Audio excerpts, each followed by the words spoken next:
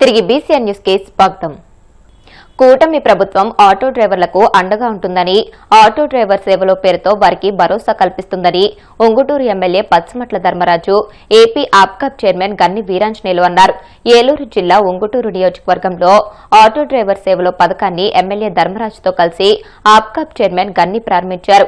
ఈ సందర్భంగా నిడమరు మండలం మందలపర్రు నుంచి భారీ ఆటో ర్యాలీని ఎమ్మెల్యే ధర్మరాజు స్వయంగా ఆటో నడిపి ప్రారంభించారు. నారాయణపురం ఎమ్మెల్యే కార్యాలయం వద్ద నిర్వహించిన భారీ సభలో కూటమి శ్రేణులతో కలిసి ఎమ్మెల్యే ధర్మరాజు, ఆప్కాబ్ చైర్మన్ గన్ని, బీజేపీ ఇన్ఛార్జ్ మాలతీరాణి పాల్గొన్నారు. ఈ మేరకు ఉంగుటూరు నియోజకవర్గంలో 1094 మంది లబ్దిదారులకు 1,64,00,000 రూపాయలు లబ్ది చేకూరే చెక్కును ఆటో యూనియన్ నాయకులకు వారు అందజేశారు.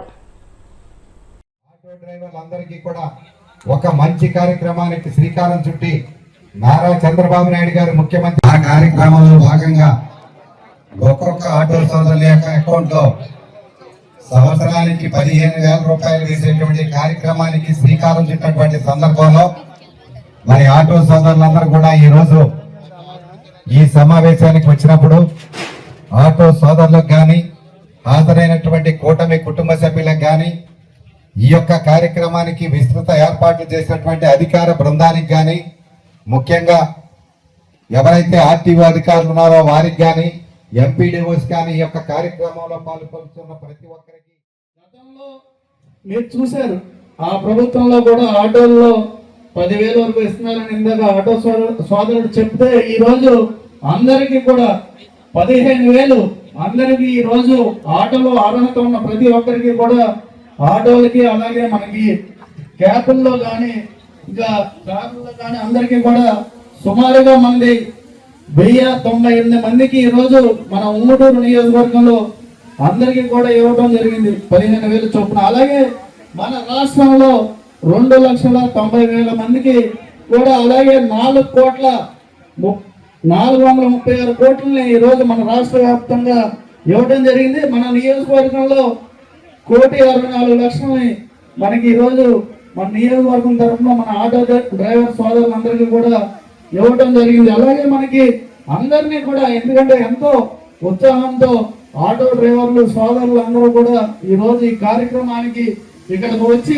ఏదైతే మన ముఖ్యమంత్రి నారా చంద్రబాబు నాయుడు గారు, మన ఉప ముఖ్యమంత్రి పవన్ కళ్యాణ్ గారు, మన ప్రధాన మంత్రి నరేంద్ర మోడీ గారి ఆశీస్సులతో ఈ కార్యక్రమాలు జరగడం, దానికి సంతోషకరంగా మీరు అందరూ ఇక్కడికి రావడం మీ అందరికీ కూడా మన కూటమి ప్రభుత్వాన్ని అంటే ఎప్పుడూ కూడా క్షేత్రస్థాయిలో అందరితో కూడా ఆలోచించి ఏదైతే మన గతంలో కేబినెట్ లో ఒక తీర్మానం తీసుకుని ఆటో డ్రైవర్లకు కూడా మనం 15,000 చొప్పున అందరికీ ఇవ్వాలని నిర్ణయం తీసుకుని ఆటో డ్రైవర్ సేవలు అనే కార్యక్రమాన్ని మంచి కార్యక్రమాన్ని ఈరోజు మన అందరం కూడా కలిపి ఒక పండుగ వాతావరణంలో దసరా, దీపావళి అన్ని కలిపి చేసుకున్నట్టుగా అందరూ కూడా ఇక్కడికి విచ్చేసి పెద్దలందరూ కూడా మీ అందరం ఎప్పుడు కూడా మీ అందరికీ కూడా సపోర్ట్ గా ఉంటామని మీ అందరికీ తెలియజేస్తూ తిరుపతి జిల్లా చిల్లకూరు మండలం కల్వకొండలో వెలిసి ఉన్న శ్రీ లక్ష్మీ నరసింహస్వామి దేవస్థానంలో మాసోత్సవాలు వైభవంగా సాగుతున్నాయి. చెంచులక్ష్మి, ఆదిలక్ష్మి సమేత శ్రీ లక్ష్మీ నరసింహస్వామి వారికి విశేష అలంకరణ ఏర్పాటు చేసి మంగళ వాయిద్యాలతో పల్లకీ సేవ వైభవంగా నిర్వహించారు. భక్తులు గోవింద నామస్మరణ చేస్తూ స్వామి అమ్మవార్లను దర్శించి తీర్థ ప్రసాదాలు స్వీకరించారు.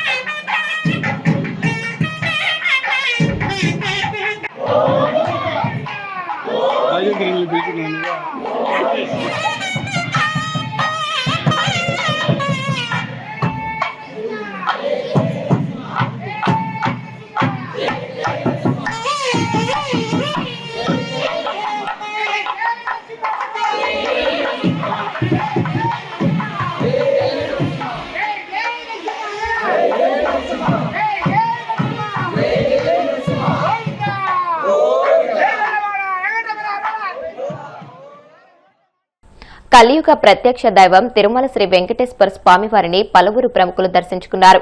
వీఐపీ విరామ సమయంలో నెల్లూరు రూరల్ ఎమ్మెల్యే కోటంరెడ్డి శ్రీధర్ రెడ్డి, తమిళనాడు మాజీ ముఖ్యమంత్రి పన్నీర్ సెల్వం, తమిళనాడు పార్లమెంటరీ అఫైర్స్ సహాయ మంత్రి ఎల్ మురుగన్, తమిళ నటుడు సతీష్లు వేర్వేరుగా కుటుంబ సభ్యులతో కలిసి స్వామివారి సేవలో పాల్గొని మొక్కులు చెల్లించుకున్నారు. దర్శనానంతరం వీరికి రంగనాయకుల మండపంలో వేద పండితులు వేదాశీర్వచనం అందించగా ఆలయ అధికారులు స్వామివారి తీర్థ ప్రసాదాలు అందజేసి పట్టువస్త్రంతో సత్కరించారు.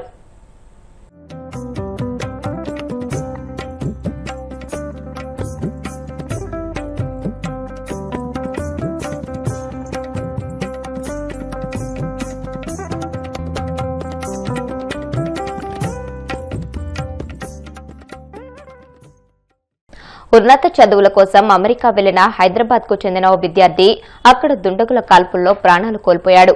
ఈ విషాద ఘటన టెక్సాస్ రాష్ట్రంలోని డల్లాస్ లో చోటు చేసుకుంది. ఈ సంఘటనపై బీఆర్ఎస్ సీనియర్ నేత మాజీ మంత్రి హరీష్ రావు తీవ్ర దిగ్భ్రాంతి వ్యక్తం చేశారు. శనివారం తెల్లవారుజామున గుర్తు తెలియని వ్యక్తి జరిపిన కాల్పుల్లో చంద్రశేఖర్ అక్కడికక్కడే మృతి చెందాడు. ఈ వార్త తెలియగానే అతని కుటుంబ సభ్యులు శోకసంద్రంలో మునిగిపోయారు. ఈ ఘటనపై హరీష్ రావు స్పందిస్తూ తీవ్ర విచారం వ్యక్తం చేశారు. చంద్రశేఖర్ కుటుంబాన్ని పరామర్శించారు. ఈ విషయంలో రాష్ట్ర ప్రభుత్వం వెంటనే చొరవ తీసుకోవాలని డిమాండ్ చేశారు. చంద్రశేఖర్ మృతదేహాన్ని వీలైనంత త్వరగా స్వస్థలానికి తరలించేందుకు అవసరమైన అన్ని చర్యలు చేపట్టాలని ఆయన ప్రభుత్వాన్ని కోరారు.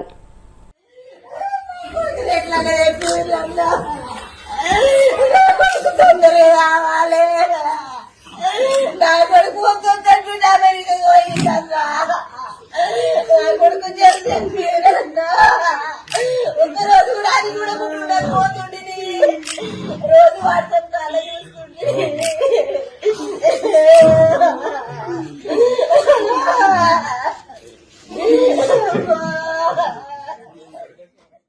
వార్తలు ముగించే ముందు ముఖ్యాంశాలు మరొకసారి.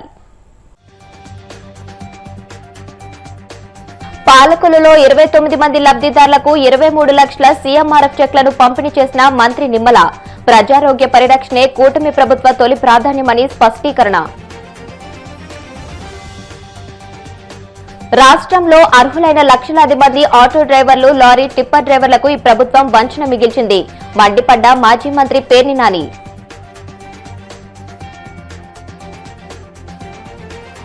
తిరుమల శ్రీవారిని దర్శించుకున్న పలువురు ప్రముఖులు, ఆలయ మర్యాదలతో స్వాగతం పలికిన అధికారులు.